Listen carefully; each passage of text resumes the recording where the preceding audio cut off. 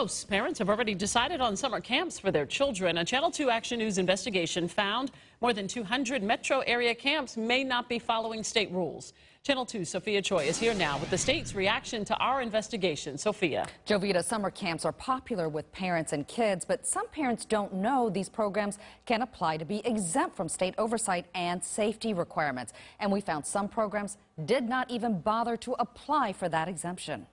Surprised that that's legal.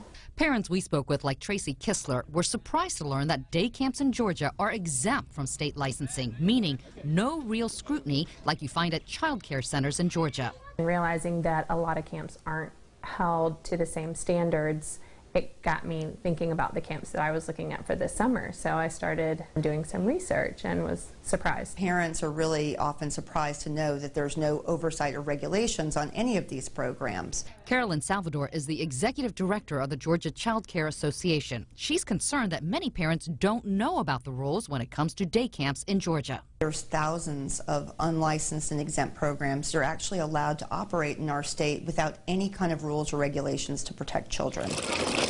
The Georgia Department of Early Care and Learning monitors and has strict guidelines for child care, but any facility whose primary function is something other than watching kids, like crafts or sports camps, are exempt from state oversight. They're not subject to ratio requirements like licensed programs are. They're not subject to the same supervision rules or the same transportation rules. Christy Lewis runs the state's Child Care Services Division. She says exempt programs do have to follow a few rules, like applying to be exempt with the state and notifying parents the program is exempt from regulation. But we found that's not always the case. We try to find state licenses or registered exemptions for more than 400 day camp programs advertising in the metro area.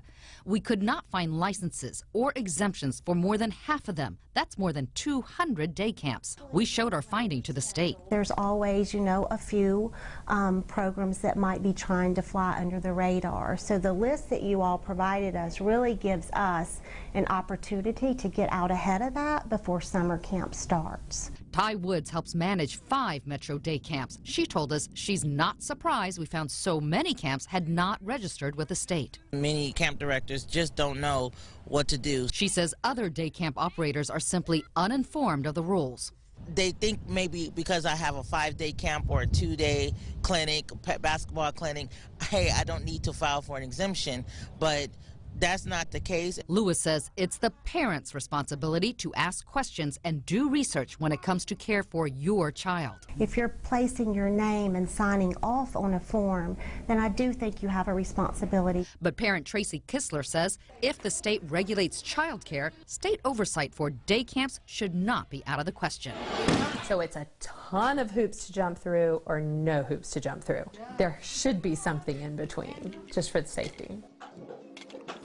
The state is still verifying the more than 200 day camps we could not find state registrations for. They also told me they've been spot checking exempt programs to see just how many of them voluntarily implement safety procedures. They should have those results by early summer. So similar to daycares, I mean, parents really have to do their due diligence to find out where they're leaving their kids every day. So since there is not that state oversight for camps, what should parents be doing in regards to this? Exactly what you suggest. Experts say ask a lot of questions. Camps should be proud to talk about their safety procedures and training. Also ask for references. Talk to other parents about the program first, and make sure the camp is licensed with the state or filed for that exemption.